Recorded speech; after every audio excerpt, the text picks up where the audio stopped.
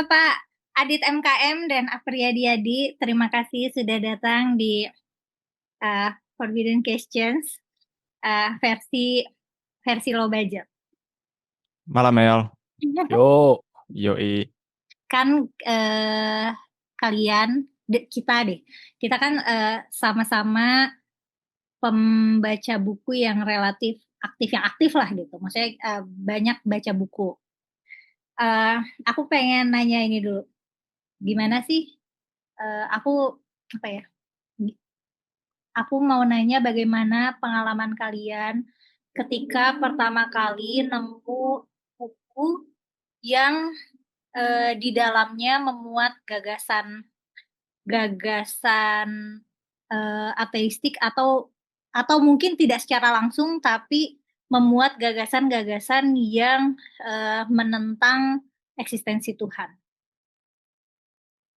Mungkin dimulai dari Adit. Oh, aku dulu. Oke. Halo teman-teman, saya ada teman KM, saya Bookstagram teman-teman. Anjay, Bookstagram.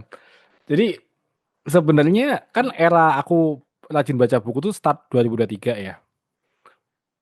Yang kamu tadi tanyakan buku ateis nih, itu bisa dibilang buku kedua yang aku baca di tahun 2023.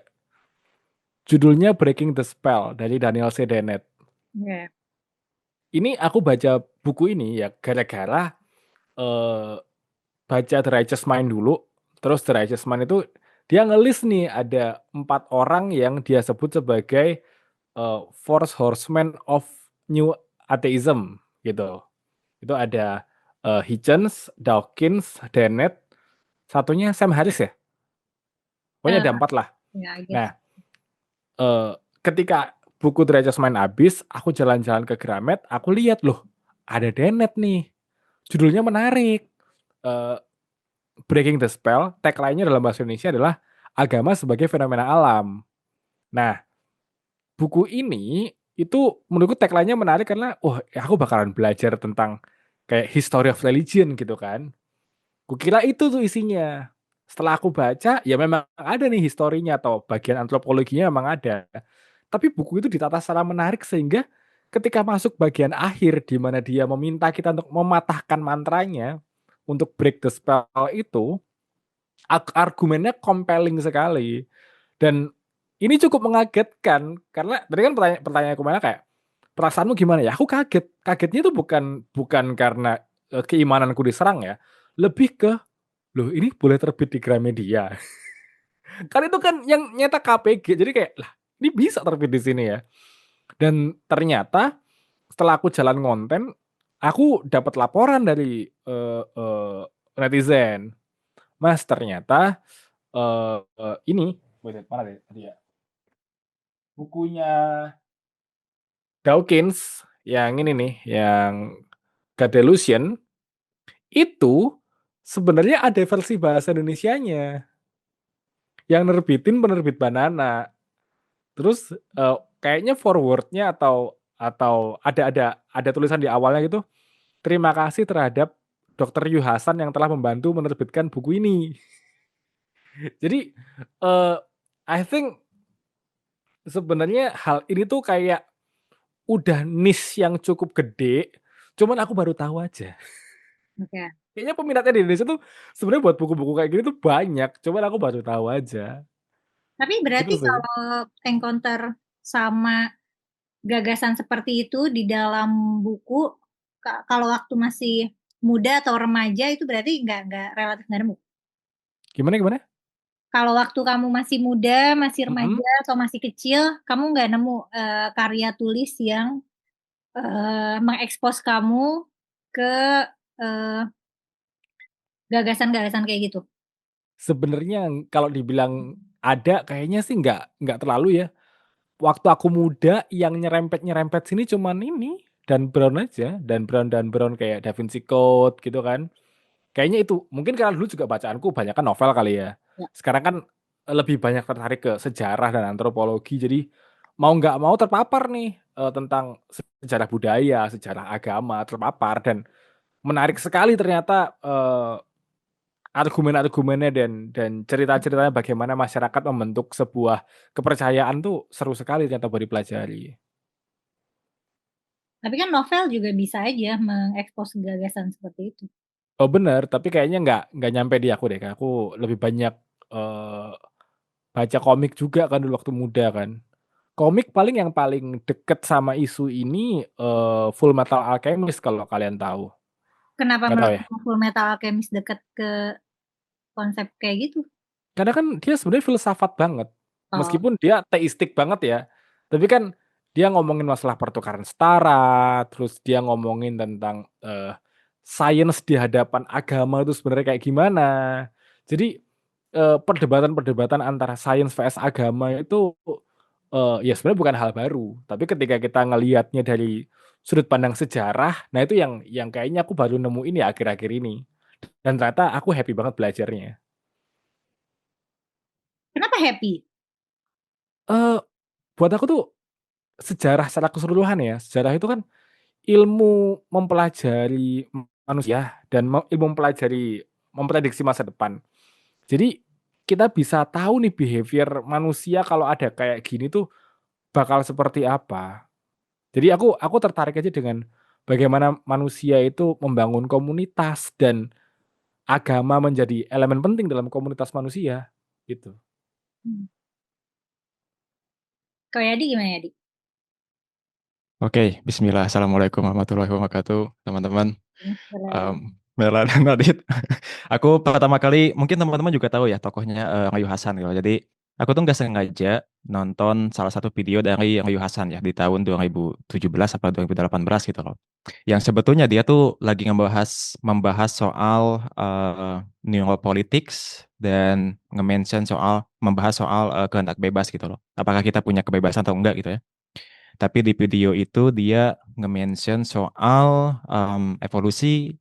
Kalau evolusi itu terjadi, lalu dia juga nge-mention beberapa hal yang buat aku kayak, wih, menyakitkan banget. Pada saat itu ya, pada saat itu betul-betul menyakitkan banget loh. Kalau nggak salah, Ngeyu Hasan itu dulu pernah ngomong kayak, pada tahun 2012 itu tuh ada ilmuwan yang dia tuh bisa menciptakan sesuatu yang hidup dari benda mati gitu loh. Dan aku dari sana kayak langsung betul-betul mengguncang banget sih. Karena kan keyakinan aku pada saat itu tuh adalah tidak ada satupun hal yang mampu menciptakan kehidupan ketimbang selain daripada Tuhan gitu loh. Hmm. Jadi kalau misalkan ada sesuatu, ada manusia yang bisa menciptakan kehidupan, maka ya klaim dan keyakinan aku tuh runtuh ya. Dan itu awal mulanya ya. Dan di sana dia nge-mention soal Dawkins. Jadi aku kayak tertarik untuk membeli buku-bukunya Dawkins. Yang pertama tentu aja The God Delusion ya. Dan dari The God Delusion itu ya terbukalah dunia tuh kayak dalam The God Delusion kan dia juga nge-mention soal kayak nge-mention nama-nama macam Carl Sagan ya. Jadi aku membaca juga Carl Sagan lalu lihat Dawkins ini dia dekat sama Sam Harris misalkan jadi aku juga membeli bukunya Sam Harris. Jadi emang awalnya itu dari Ryu Hasan ya, sampai akhirnya terbukalah dunia aku gitu loh. Meskipun memang sekarang ada beberapa hal yang diucapkan oleh Dr. Ryu Hasan tuh aku nggak setuju gitu loh. Tapi ya terima kasih kepada dia karena aku bisa katakanlah terbebas gitu ya. Ada satu hal yang buat aku kayak apa ya? Kayak kalau misalkan Mela ngechat apa yang membuat Tariga atau memicu banget, yang paling pertama itu tuh adalah evolusi loh. Em, Hmm. Sekarang sebetulnya sekarang ya, aku tuh berpikir kalau keberadaan Tuhan dengan evolusi itu sebetulnya kompatibel gitu loh. Jadi evolusi itu nggak mesti meniadakan Tuhan ya, karena bisa aja Tuhan itu menciptakan kita dengan mekanisme natural selection ya. Jadi Tuhan memakai evolusi gitu loh untuk membuat kita ada gitu. Jadi itu kompatibel ya. Dan faktanya memang ada beberapa ilmuwan yang dia itu percaya evolusi dan dia Kristen taat gitu loh. Kayak Francis Collins, kalau misalkan aku punya bukunya BTW tapi di Ciwidey ya. Aku lagi di Jogja sekarang. Ada bukunya dan dia kayak pengen memperjuangkan evolusi tapi dia juga nggak meninggalkan iman kekristenannya gitu loh. Jadi memang keberadaan Tuhan dan evolusi itu masih bisa kompatibel lah ya, meskipun masih ada masalah sih aku ngelihatnya. Tapi pada saat itu tahun 2018 ya, pertama kali aku mempelajari evolusi di buku-buku Dawkins, aku bukan biologis tentu aja. Jadi aku cuma mempelajari evolusi dari buku-buku. Pertama ke pertama kali aku mengenal evolusi itu tuh susah banget ya. Soalnya kenapa? Soalnya dari kecil itu kan kita dikasih tahu ya kalau manusia itu diciptakan dari tanah gitu ya. Dan evolusi itu hoax gitu ya. Jadi ketika menerima evolusi itu terjadi itu tuh kayak menguji iman banget gitu loh. Soalnya gini, jika evolusi itu terjadi, maka kisah penciptaan Adam dari tanah itu tuh nggak mungkin benar kan? Apalagi Adam kan biasanya dianggap manusia pertama ya. Em, dan ya maaf banget dalam evolusi itu kan nggak ada manusia pertama ya, nggak ada kayak apa Dawkins ngomongnya kayak nggak ada bayi Homo sapiens yang digendong oleh Homo erectus gitu. Terus Homo erectus kayak bilang, kok kamu sedikit beda kayak aku sih? Jadi itu unlikely ya, nggak ada. Um, Lalu aku dikatakan kayak, oke, ada interpretasi lain ya mengenai penciptaan Adam gitu, bahwa Adam itu bukan manusia pertama gitu ya. Um, Adam tuh diciptakan dari tanah itu cuman simbolis gitu loh. Itu bukan literally happen dari tanah, tapi itu cuman makna simbolis gitu loh. So, oke, kita bisa nerima kalau kisah penciptaan Adam itu dari tanah itu simbolis gitu ya. Adam bukan manusia pertama juga gitu loh. Tapi masih ada masalah di sini ya. Masalahnya adalah evolusi itu nggak kompatibel dengan soul atau ruh lah ya. Jadi kan evolusi itu sependek pengetahuan aku itu tuh bertahap ya, lambat gitu, gradual gitu loh. Nah, kalau misalkan evolusi seperti itu, maka kapan tepatnya manusia tuh dikasih soul? Itu tuh buat aku kayak, anjir kapan ya manusia dikasih soul? Kapan manusia dikasih ruh gitu loh. Ditiupkan ruh setelah 40 tambah 40, 40 setelah 4 bulan. Kalau di Quran. Waduh. Waduh, tapi kan kapan tepatnya di masa lampau gitu loh. Apakah pas Nabi Adam, apakah 6.000 tahun yang lalu, apakah 10.000 tahun yang lalu? Kita nggak bisa nentuin loh.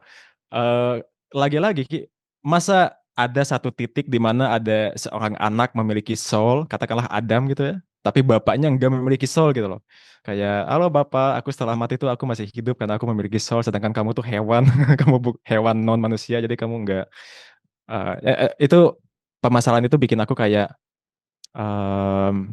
meragukan itu sih, eksistensi Tuhan gitu loh. Kamu terekspos karya Harun Yahya nggak sih?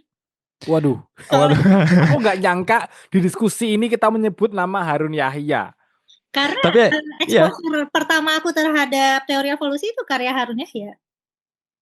aku Waktu waktu kecil, betul, waktu kecil. ya, waktu kecil tuh ngeiniin Harun Yahya loh, kalau kayak Harun Yahya itu kan yang apa ya, yang mencocokkan Al-Quran dengan sains gak sih, kayak terus dia yang kayak memperjuangkan kreasionisme Barat diambil ke dunia Islam gitu. Yang membantah evolusi. Terus pada tahun 2016 Harun Yahya itu ada isu kalau dia itu adalah Freemason atau apa. Kalau nggak salah gitulah. Dan aku kayak kecewa. Jadi aku ya Harun Yahya aku juga terekspos sedikit sih. Tapi kamu nggak ngerasa narasinya Harun Yahya itu compel? Kalau kalau awal itu aku ngambil ininya sih, ngambil pas science itu sesuai dengan Islam gitu loh. Karena kan aku waktu SMP aja ya, kita kayaknya seusia ya. Kita waktu SMP tuh kalau kita Nggak lihat tahu, ke kayaknya aku internet, lebih tua deh. Oh, aku paling kalau tua di antara kita. Kayaknya ya. kayaknya ya, Kamu ya. kamu tapi awet muda, Kuma. Kamu terlihat sampak seperti orang umur 21 tahun. Ya. Kalau Apriyadi ini seperti dosen umur 41 tahun. Gue sering dibilang muda loh, Dit. Tapi intinya itu ya, kalau kita pas masa SMP itu, kita waktu kecil, kita tuh kayaknya ada deh salah satu di antara kita yang percaya kalau apa Neil Armstrong itu pergi ke bulan dan dia mendengarkan azan di sana dan dia masuk Islam di sana, ada kan ya? Adit kayaknya, Enggak. kalau Aku Adit nggak beda nyampe tradisi situ. sih. Aku nggak nyampe situ. Aku Oh, masih di level kayaknya kita nggak pernah mendarat ke bulan deh. Aku di situ tuh. oh, iya. Kalau kalau dulu kan aku terekspos dengan hal seperti itu, Mel. Jadi ketika ada narasi dari Harun Yahya yang bilang kalau Islam sesuai dengan sains, aku kayak, oh, aku aku beli lah itu. Aku justru yang apa ya? Yang nempel di aku soal Harun Yahya tuh adalah tentang evolusi. Kan dia sangat menolak evolusi kan. Ya. Soalnya waktu itu aku baca bukunya, bukunya bagus banget, hardcover, terus full illustration, udah gitu strong kan, maksudnya keras gitu narasinya. Dan itu tuh exposure pertamaku ke evolusi, waktu itu ada di enggak, bukan dari perpus sekolah deh, itu punya temanku di kelas. Terus, sejak itu aku tuh kalau misalnya ada bahasan tentang evolusi, otak aku tuh udah dismiss duluan. Ya. Karena, Harun Yahya tuh membangun shield anti evolusi gitu di kepalaku. Tapi akhirnya kamu diselamatkan oleh siapa, Kuma? I mean, buku evolusi mana yang akhirnya membuatmu yakin sama evolusi? Kayaknya nggak ada yang spesifik deh. Kayaknya nggak ada, maksudnya nggak ada tipping point di mana kayak, oh iya nih evolusi bener, nggak ada tipping point-nya gitu. Cuman ya seiring makin banyak baca, udah gitu kayak datanya semakin banyak, oh semakin tidak terbantahkan nih gitu. Terus Kalau seiring waktu juga kan kredibilitas Harun Yahya juga kan Ya. tuh. Maksudnya tadinya kan aku kira dia itu ulama dan saintis legit gitu lah waktu aku kecil. Tapi kan pas udah dewasa kita maksudnya kita bisa menilai kredibilitas orang kan. Jadi ya gitu sih. kalau aku tuh ngeliat ya, kalau misalnya ditanya orang mau belajar evolusi startnya dari mana, aku nyarankan 2 buku. Pertama Dawkins yang Selfish Gene, itu menurutku bagus. Mungkin buat Apriyadi dan aku juga yang mungkin nggak begitu familiar sama biologi. Karena itu kan teoritis banget ya buku The Selfish Gene itu. Ini bagus menurutku karena ada satu part, ada beberapa bab di mana dia tuh ngejelasinnya pakai pendekatan yang sangat-sangat, eee, matematis gitu. Aku tuh suka waktu ada satu chapter di mana dia ngomongin masalah game teori, bagaimana, eee, dia kan punya argumen, eee, gen itu egois dan kita nggak altruis. Apapun yang kita lihat altruis itu sebenarnya egois. Nah, penjelasan dia tentang altruis sama egois ini dilempar ke game teori menurutku tuh masuk akal banget dan bikin aku makin yakin kalau sebenarnya evolusi tuh kayak gini tau. Nah, yang kedua adalah, bukunya Carl Sagan yang Shadows of Forgotten Ancestor. Karena dia nggak, jauh, dia cuman ngomongin bagaimana relasi kita sama primata. Itu kan sebenarnya yang suka dibantah orang kan kayak, "Emangnya kamu mau disama-samain sama monyet?" Gitu kan. Nah, Shadows of Forgotten Ancestor bisa ngubah, persepsi itu dengan argumen yang menarik sehingga kita pun juga bisa legowo melihat betapa miripnya kita dengan simpanse, dengan primata-primata yang lain. Dan kita bisa ngelihat bahwa emang polanya itu kita nggak jauh nih dari, primata-primata tadi, gitu. Jadi buat Tapi aku sih buku yang ringan buat orang 2 tadi. ya, tapi aku lebih menyarankan ini deh untuk teman-teman yang misalkan mau mempelajari evolusi, kayaknya ada buku yang lebih mudah deh untuk mempelajari evolusi, yaitu adalah Magic of Reality. Maksudnya kan, Oh iya. ya, Magic of Reality itu khusus dia tulis untuk anak 12 tahun ya, kalau nggak salah dia ngomongnya kayak gitu gitu loh. Dan apalagi Magic of Reality yang versi sebelumnya ya, yang ada ilustrasinya, yang ada gambarnya, itu jadi kan kayak bikin kita lebih menyenangkan untuk membacanya gitu loh. Kayaknya karena aku anak matematika sih, jadi kayak happy banget ngelihat game teori dipakai untuk ngejelasin evolusi yang selama ini aku cuman belajarnya dari sudut pandang biologi aja gitu. Terus Tadi ketika ketika masuk ke kamu bilang probabilitas kayak, "Hah? ketika kamu bilang Selfish Gene itu ringan, menurut aku berat. Tapi ini aku bacanya waktu masih muda ya, waktu masih kuliah gitu. Itu menurut aku berat. Mungkin karena saat itu juga aku belum grasping evolusi juga ya. Jadi aku jadi ngeh deh. Kayaknya lama-lama aku bisa menerima teori evolusi itu justru bukan dari teori evolusi itu sendiri, tapi dari ilmu-ilmu turunannya. Jadi ketika evolusi itu dipakai banyak misalnya behavioral biology, habis itu misalnya eee evolutionary psychology gitu. Kayak karena terlalu banyak turunannya dan terlalu banyak dipakai referensi, terus ya lama-lama aku jadi ngelihat ya ini sesuatu yang tidak terbantahkan. Aku mirip. Jadi, kan tadi aku bilang ya bahwa, perjalananku buat belajar buku-buku ini kan baru 2 tahun terakhir ini. Aku juga ngelihat evolusi itu start-nya dari antropologi. Dari bagaimana budaya itu berevolusi. Itulah kenapa aku menyarankan The Selfish Gene, karena Selfish Gene ini adalah ibunya orang kalau ngomongin meme. Iya. Kan di buku itu Dawkins bikin istilah meme kan di buku itu. Nah, akhirnya kita pakai sampai hari ini. Jadi ketika dia sampai di bab akhir yang ngomongin meme itu, semua omongannya dia di awal tuh kerasa terkoneksi aja kayak oh maksudnya tuh ini gitu. Tapi kalian sepakat nggak sih kalau evolusi itu emang bisa membuat iman kita guncang? Soalnya kan ya ada beberapa saintis yang dia tuh nggak terguncang gitu loh dengan penjelasan evolusi gitu. Kayak ya gue percaya evolusi, tapi gue juga percaya sama Tuhan, ya nggak ada masalah. Tapi buat kalian gimana? Aku kemarin habis ngelihat kontennya seorang pastor gitu, aku lupa namanya siapa. Argumennya persis kayak Yadi di awal tadi. Bahwa ya Tuhan bisa aja menggunakan Ya. evolusi sebagai caranya dia untuk menciptakan gitu loh. Dan kita bisa melihat kejadian ini, kitab kejadian itu sebagai alegori, sebagai perumpamaan, sebagai cerita yang memang mau disampaikan value-nya apa. Jadi Adam itu tidak berupa satu orang, tapi Adam ini adalah perwakilan manusia yang berdosa. Jadi itu menurutku satu penafsiran yang menarik, yang menurutku nggak nggak begitu mematahkan mantranya kalau bahasanya Dennett. Malah kalau yang sekarang itu yang membuat aku sangat eee, membuat aku tuh tertantang imannya adalah Problem of Evil. Ya, betul, betul. Buat aku Problem of Evil itu lebih lebih susah untuk dibantah secara iman, Ya. karena Problem of kalau kalau evolusi itu kita nggak lihat nih prosesnya. Kita tahu hasilnya aja nih, sekarang kita udah manusia. Tapi Problem of Evil tuh kita lihat sehari-hari.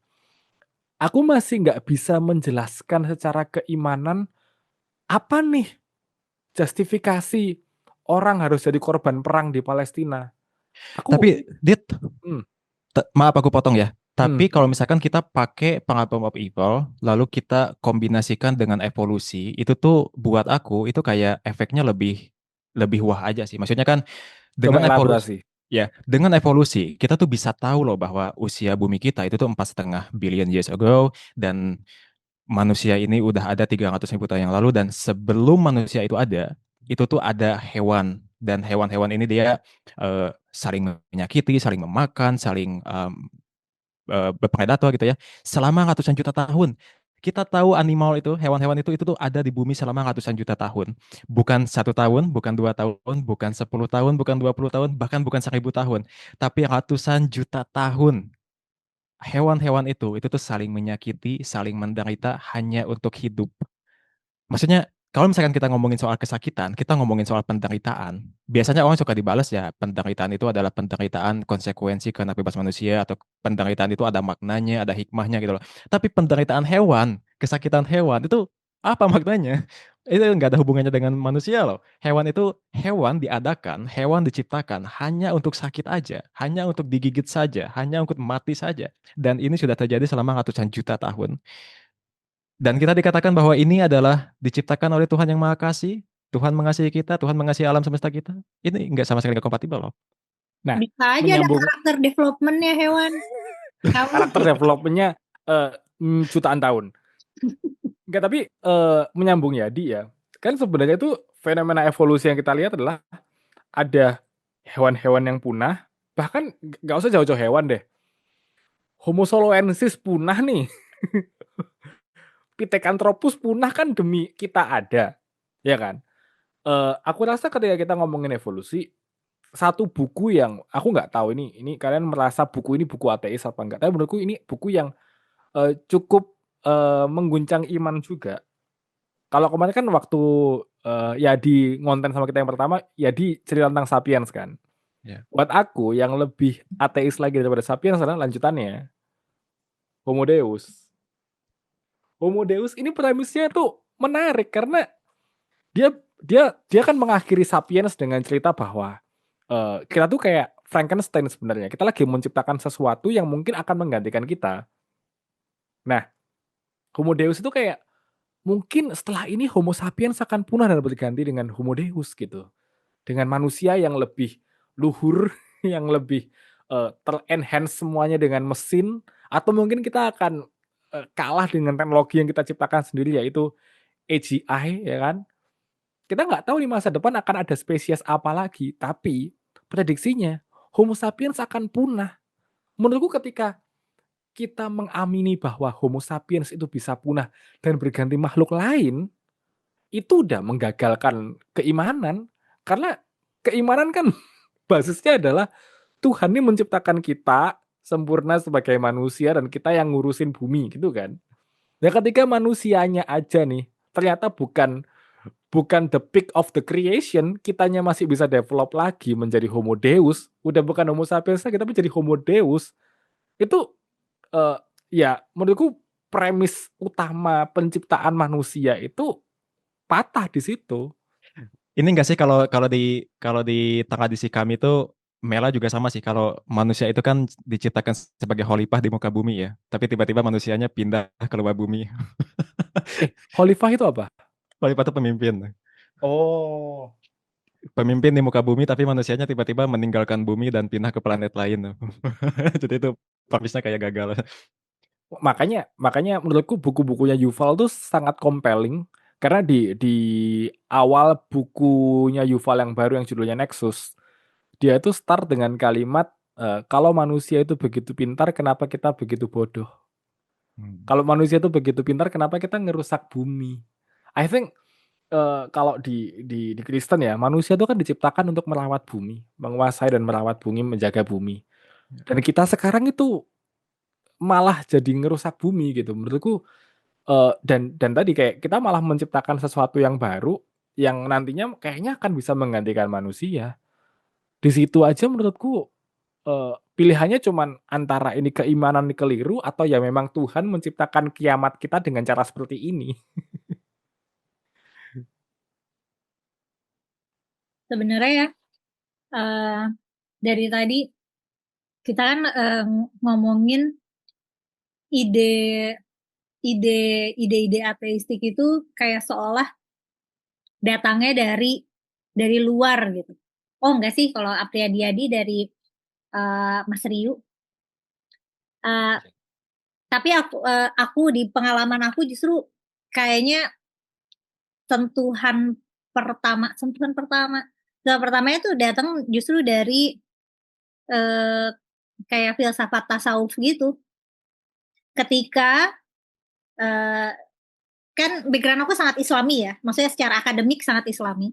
Jadi ketika para cendekiawan muslim ini mulai mulai kan konsep Tuhan sendiri itu kan sudah abstrak dan lentur.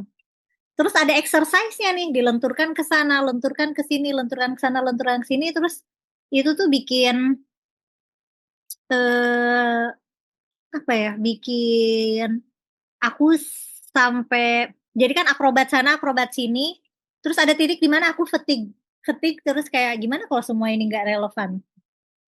Jadi makanya menurut aku sih, valid ya kalau misalnya ada orang yang bilang jangan belajar tasawuf nanti nanti, sesat, ya legit. Karena, ya karena Tuhan sendiri itu tidak, apa ya, tidak konkret, aku bilang tidak konkret ya, bukan tidak nyata. Karena tidak konkret, jadi kan orang gampang aja untuk membentuk ideation-ideation baru tentang konsep Tuhan gitu. Dan, mungkin ada banyak juga yang sampai pada titik, "Oh ternyata setelah aku akrobat sana sini, ternyata nggak relevan," gitu. Maksudnya kalau dianggap nggak relevan ternyata nggak apa-apa gitu. Dunia ini nggak apa-apa, hidup kita nggak apa-apa gitu. Dan, jadinya, eee, kayaknya nggak secara langsung ateistik ya, cuman ide-ide tentang menentang Tuhan itu justru aku temuinnya itu dari kitab suci sendiri gitu. Misalnya ketika ya komplainan-komplainan iblis, yang kayak gitu sih, kisah-kisah nabi zaman dulu, kisah-kisah jin, itu membuat apa ya, aku, eee, kadang-kadang jadi pernah ada momen di mana Coki Pardede bilang, dia simpati sama iblis di entah di Alkitab atau di mana. Terus aku relate, aku tuh pernah ada masanya aku baca Quran terus aku simpati sama iblis gitu karena aku merasa kenapa ini iya menurut aku keluhan mereka tuh valid loh. Kenapa Tuhan mengistimewakan Nabi Adam yang baru lahir yang nggak tahu apa-apa sementara sementara iblis-iblis ini yang sudah bersujud jutaan tahun terus dibuang gitu aja gitu. Itu sih. Dan kayaknya yang paling I would say mengguncang ya, karena waktu itu aku juga masih relatif kecil, SMP atau SMA. Jadi ada buku di perpustakaan, judulnya Ketika Iblis Menggugat, kayaknya baru dicetak lagi deh. Itu buku terjemahan, kayak penulisnya aslinya orang Mesir atau orang mana. Itu dia fiksi. Dari ceritanya tuh tentang iblis-iblis yang menggugat Tuhan gitu, menggugat kalau Tuhan itu semacam apa ya? Seenaknya gitulah, seenaknya gila hormat dan kayak gitu-gitu gitu. Itu membekas banget di aku kayaknya sampai sampai sekarang. Itu sih. Kalau kalau aku tuh yang membekas, kan tadi ceritanya Gumaila kan bagaimana eh, buku-buku kan eksternal. Lah kalau yang internal ada nggak sih? Aku tuh sebenarnya kalau dari internal lebih ke apa ya? Ini kritiknya Dawkins juga sih. Kenapa kok orang-orang Kristen itu pilih-pilih dalam menerapkan ayat mana yang mau diterapkan? Oh, Aku Dawkins tuh bilang gitu? iya ya di God Delusion tuh salah satu kritiknya itu. Kayak kamu kalau misalnya eh, mau menaati Alkitabmu tuh kenapa kok nggak semuanya gitu loh. Itu kan kamu artinya kayak cherry picking aja yang sesuai sama kamu. Ada orang yang kayak bilang, "Oh, tapi kalau perjanjian lama itu udah digenapi di perjanjian baru." Well, Yesus itu bilang, "Jualah semua harta milikmu dan kasih ke orang miskin," gitu. Ya. Artinya kalau orang Kristen semuanya melakukan itu, Donald Trump nggak mungkin kaya. Iya kan? Kalau orang Kristen semuanya kayak gitu, Haritanu nggak akan kaya, Ahok nggak akan kaya. Ahok sama kita nih di sini nih, warga biasa begini nih, Haritanu warga biasa nggak akan punya TV dia. 9 naga nggak bakal kaya. Sembilan naga nggak akan kaya, Emang nggak ada sebenarnya tuh. Kristen-Kristen. Ya minimal James Riyadi Kristen lah. Aku nggak tahu yang lain. Tapi eh, menurutku ini tuh aneh, bahkan hal yang sama nih, semangat-semangat kiri yang sama itu diterapkan juga, sama para rasul ya, murid-murid Yesus ketika Yesus sudah naik ke surga, mereka bikin kayak komunitas baru, komunitasnya tuh kiri sekali, di mana semua harta taruh tengah, yang lain ngambil secukupnya gitu. Kayak ya udah kamu ngasih semuanya terus kamu ngambil secukupnya aja, ini kan semangat-semangat yang kiri sekali. Tapi kita tahu di negara-negara, yang penguasanya itu adalah, orang Kristen kayak Amerika gitu, ide-ide kiri kayak gitu tuh ditolak habis-habisan. Bahkan yang menghabisi pengaruh kiri di Indonesia kan Amerika juga. Dit, Jadi kan satu lagi, menurutku Dit. Satu hmm, lagi. Satu lagi apa? ketika Yesus bersama muridnya punya beberapa roti dan beberapa ikan, itu kan rotinya dibagi-bagi dan ikannya dibagi-bagi sampai 5.000 orang tuh kena Mhm. semua ya. Itu Oh, kan tapi itu multiplication. Jadi, ya tapi semangatnya sama sih, ya, anyway intinya adalah ini tuh semangatnya tuh harusnya komunal sekali, kiri sekali, eee, tapi kenapa kenapa sekarang justru ide-ide seperti ini nggak boleh diterapkan, seakan-akan tabu untuk dibicarakan. Aku bahkan sempet mikir kayak, gereja itu kalau misalnya mau menerapkan apa yang dilakukan oleh, gereja pada awalnya ya, gereja mula-mula, gereja perdana ini, harusnya nggak ada tuh anggota gereja yang nggak bisa nyekolahin anaknya, nggak ada tuh anggota gereja yang nganggur, nggak ada anggota gereja yang harus berdoa ke gereja kayak, "Tuhan berikan aku pekerjaan." Ya kan tinggal ya pasti ada orang yang buka loker di gereja itu pasti ada. Duit yang kita tiap minggu kumpulin tuh kemana? Diapain? Aku tuh pengen kayak, boleh nggak ini kalau negara emang nggak bisa, gereja deh, gereja yang melakukan hal tersebut gitu. Gereja yang ngelakuin lagi apa yang dilakukan murid-murid Yesus waktu itu. Bener-bener duit dikumpulin tengah, terus kita jadikan keperluan bersama aja. Menurutku nggak perlu kita ngebangun gereja baru, menurutku kita nggak perlu ngebangun gedung baru atau gua Maria baru. Kayaknya yang lebih perlu tuh gimana ya, anak-anak kita nih yang warga-warga gereja ini, anak-anaknya bisa makan, bisa sekolah, tanpa harus ngarepin MBG. Udah, dari gereja aja, makan bergizi gereja, boleh nggak? Itu aja nih, bisa nggak? Itu Aku yang membuat aku kayaknya institusinya pun juga kayak udah beda gitu dengan apa yang divisikan ya, oleh, Alkitabnya. ya. Aku kebetulan baru baca Injil tadi siang dan itu di kitab Markus kan, ketika ada orang kaya yang dia bertanya sama Yesus, "Wahai guru, apa yang mesti aku lakukan untuk mencapai hidup yang kekal," gitu loh. Dan Yesus ngomong, "Ya kamu tahu, kamu mesti jangan membunuh, jangan apa," dan dia bilang kalau aku udah melakukan itu. Terus Yesus bilang bahwa ada satu lagi yang mesti kamu lakukan. Jual semua kepemilikanmu dan bagikan itu untuk orang miskin. Lalu orang kaya ini sedih karena dia pucat lah mukanya. Terus Yesus bilang kayak, orang kaya yang mau masuk ke dalam kerajaan Allah itu tuh jauh lebih susah ketimbang unta yang masuk ke dalam jarum ya. Kurang lebih Mhm. Yesus ngomong kayak gitu lah. Tapi mengenai cherry picking itu ya, Dawkins itu nge-highlight yang moralitas sih. Dia tuh lebih nge-point out soal moralitas dalam perjanjian lama gitu loh. Kayak Tuhan-Tuhan Yahweh yang betul-betul menyeramkan atau Tuhan sadis, apalagi di bab kedua awal-awal kan dia ngomong kayak Tuhan perjanjian lama itu adalah satu sosok yang paling tidak menyenangkan di semua fiksi gitu loh. Lalu dia menyebutkan hal-hal yang tidak menyenangkan gitu mengenai Tuhan Yahweh ya. Apalagi dia tuh pernah Kak, nge-mention ya. ya nggak ada ya Zera. Oh ya, nggak ada ya soalnya. Apalagi dia nge-mention soal yang hari Sabat itu loh. Kayak kalau di Outgrowing God itu dia pernah ngomong kalau misalkan kita betul-betul konsisten, eh, kita menganut nilai-nilai yang diajarkan oleh Bible, maka kita mesti tidak melakukan apa-apa pada hari Sabat. Apalagi zaman dulu kan Adit lebih tahu lah. Zaman dulu tuh ada orang yang mengumpulkan stick pada hari Sabat, lalu dia dihukum untuk Dogen tuh kayak berarti kita mesti ini nih mesti menghukum orang yang mengumpulkan stick ini ya di hari Sabat. Yang lebih nakutin lagi adalah